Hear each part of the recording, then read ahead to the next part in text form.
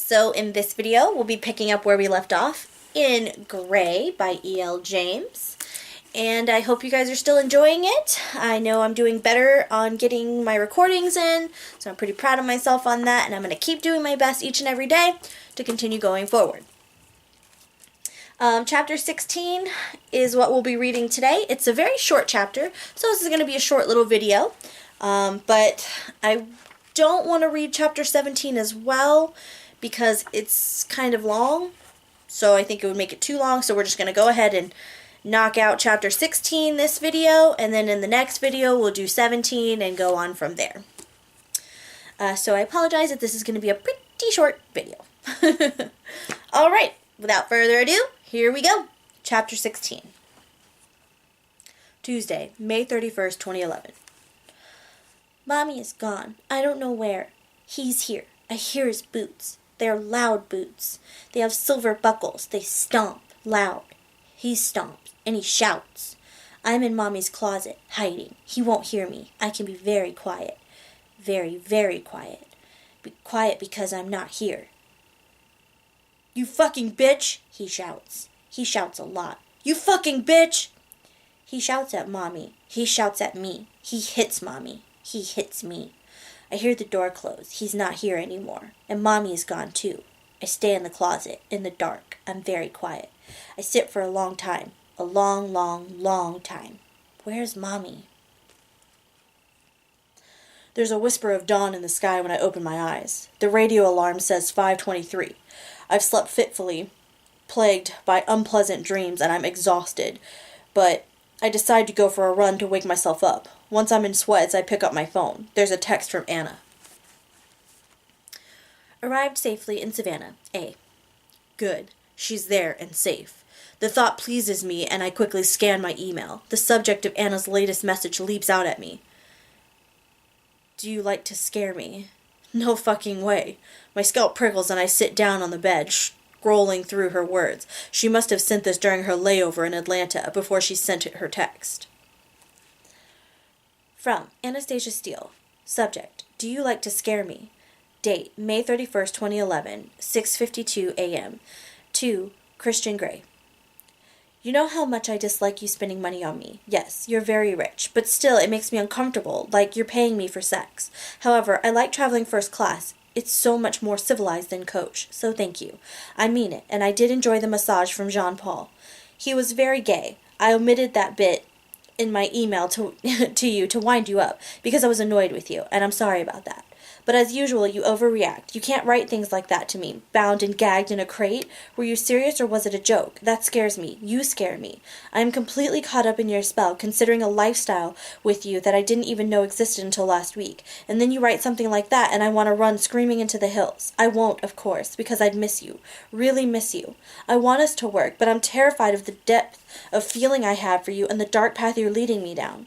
What you are offering is erotic and sexy, and I'm curious, but I'm also scared you'll hurt me. Physically and emotionally. After 3 months you could say goodbye, and where will that leave me if you do? But then I suppose that risk is there in any relationship. This just isn't the sort of relationship I ever envisioned having, especially as my first. It's a huge leap of faith for me. You were right when you said I didn't have a submissive bone in my body, and I agree with you now. Having said that, I want to be with you, and if that's what I have to do, I would like to try. But I think I'll suck at it and end up black and blue, and I don't relish that idea at all. I'm so happy that you have said that you will try more. I just need to think about what more means to me, and that's one of the reasons why I wanted some distance. You dazzle me so much I find it very difficult to think clearly when we're together. They're calling my flight. I have to go. More later. Your Anna. She's reprimanding me. Again. But she's stunned me with her honesty. It's illuminating. I read her email again, and each time I pause at your Anna. My Anna. She wants us to work. She wants to be with me. There's hope, Gray. I place my phone on my bedside and decide I need that run to clear my head so I can think about my response. I take my usual route up Stewart to Westlake Avenue, then around Denny Park a few times, for Tets. She just likes to fight, ringing in my ears. Anna's given me a great deal to process. Paying her for sex like a whore? I've never thought of her that way. Just the idea makes me mad. Really fucking mad. I sprint once more around the park, my anger spurring me on. Why does she do this to herself? I'm rich. So what? She just needs to get used to that. I'm reminded of our conversation yesterday about the GEH jet. She wouldn't take that offer. At least she doesn't want me for my money. But does she want me at all? She says I dazzle her, but boy, has she got that the wrong way around. She dazzles me in a way that I've never experienced, yet she's flown across the country to get away from me. How's that supposed to make me feel? She's right. It is a dark path I'm leading her down, but one that is far more intimate than any vanilla relationship, or so I've seen. I only have to look at Elliot and his alarmingly casual approach to dating to see the difference.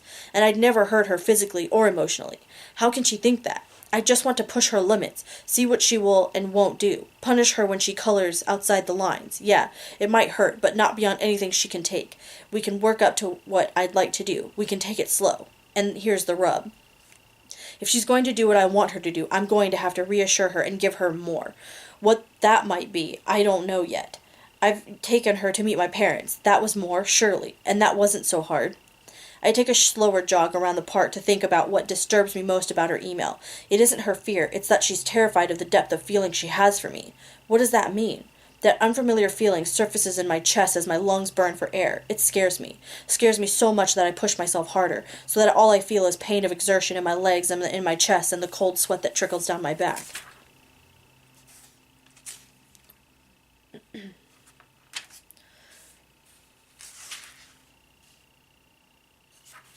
Yeah, don't go there, Gray. Stay in control.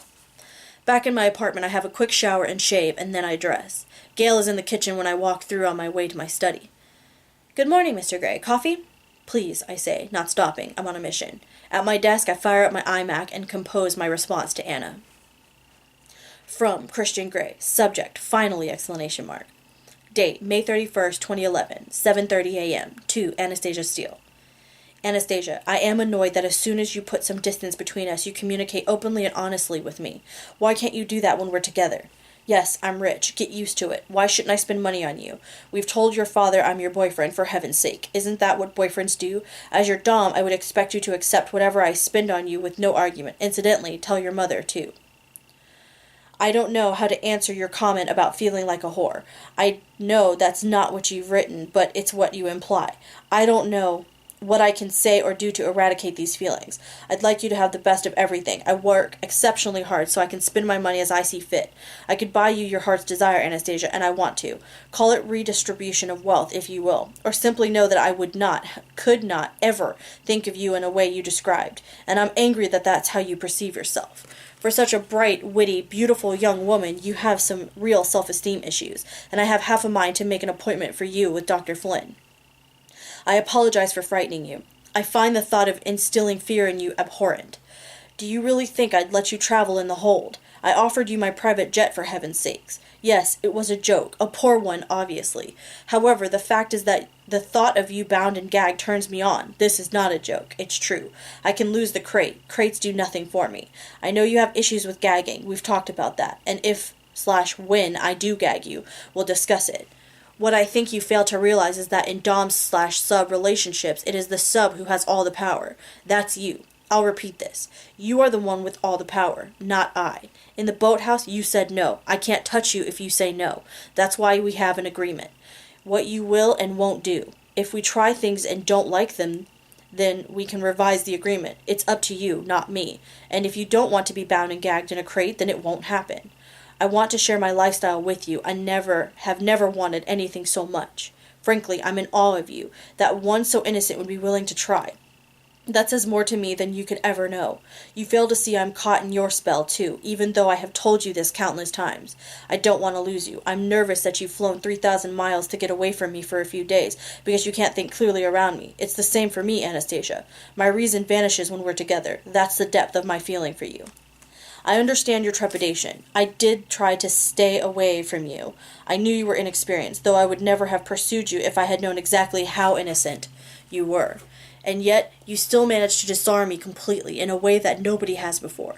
Your email, for example, I have read and reread it countless times trying to understand your point of view. 3 months is an arbitrary amount of time. We could make it 6 months, a year.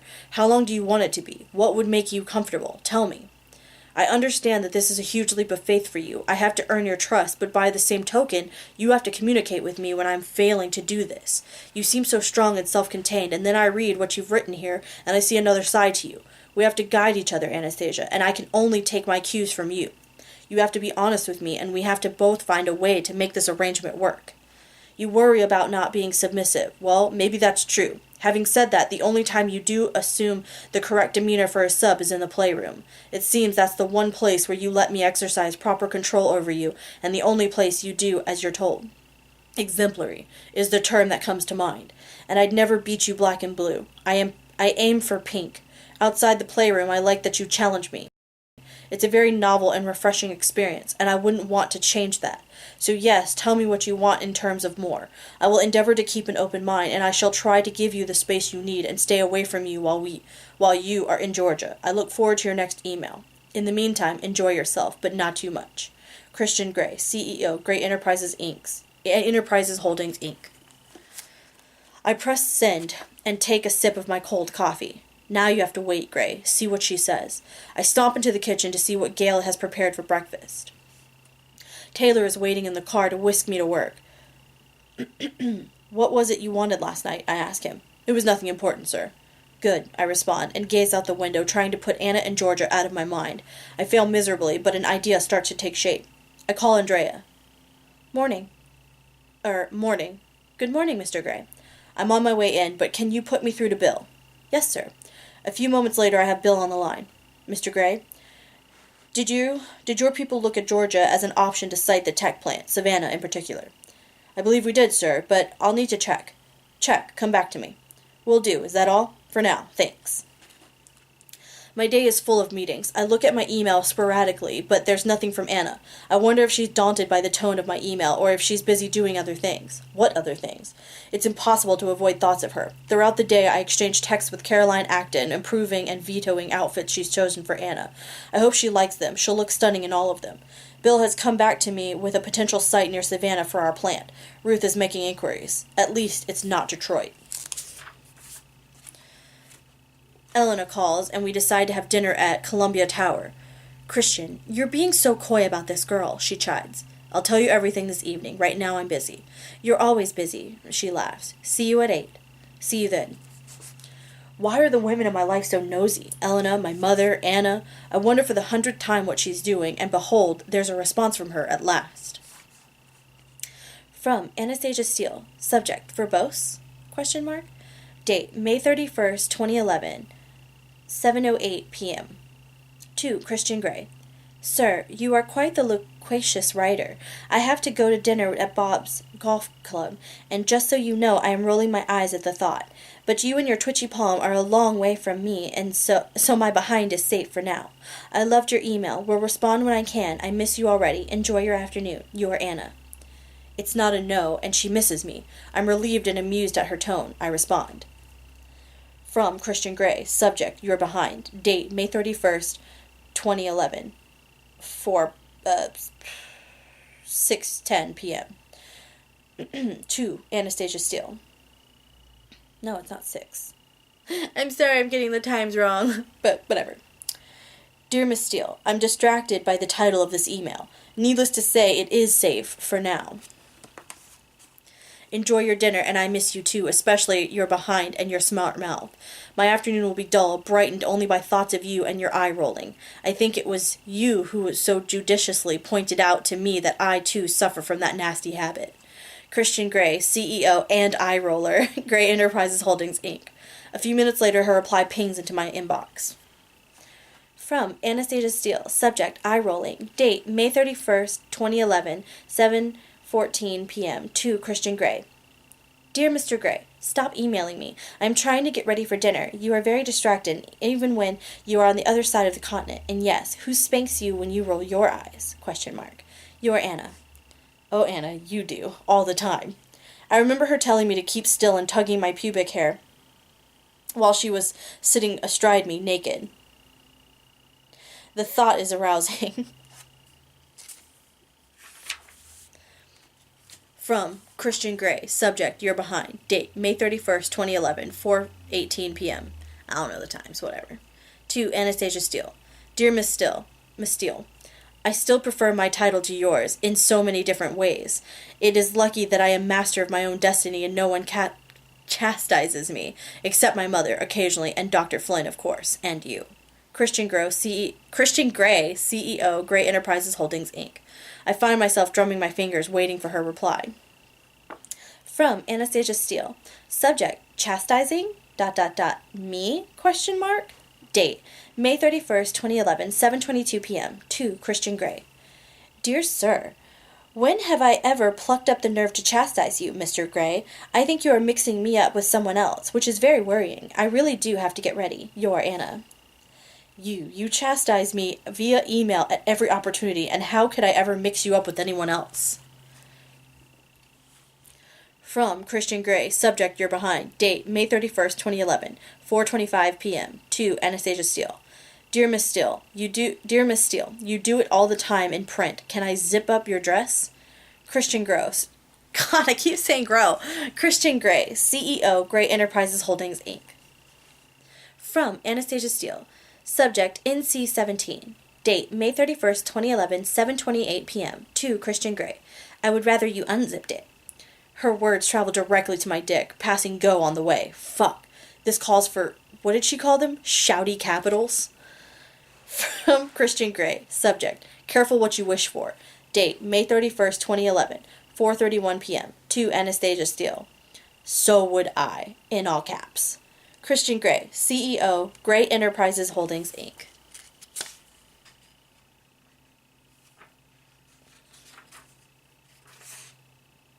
I need to turn the page, but it won't turn.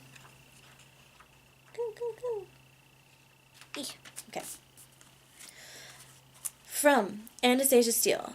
Subject, panting. Date, May 31st, 2011, 7:33 p.m. To Christian Gray. Slowly, ... From Christian Gray. Subject, groaning. Date, May 31st, 2011, 4:35 p.m. To Anastasia Steele. Wish I were there. Christian Gray, CEO, Gray Enterprises Holdings, Inc. From Anastasia Steele. Subject, moaning. Date, May 31st, 2011, 7:37 p.m. To Christian Gray. In all caps, so do I. Who else can turn me on via email? From Anastasia Steele. Subject, moaning. Date, May 31st, 2011, 7:39 p.m. To Christian Gray. Gotta go. Laters, baby. I smirk at her words. From Christian Gray. Subject, plagiarism. Date, May 31st, 2011, 4:41 p.m. To Anastasia Steele. You stole my line, and that left me hanging. Enjoy your dinner. Oh, you stole my line and left me hanging. Enjoy your dinner. Christian Gray, CEO, Great Enterprises Holdings, Inc. Andrea knocks on the door with new schematics from Barney for the solar power tablet we're developing. She's startled that I'm pleased to see her. Thanks, Andrea.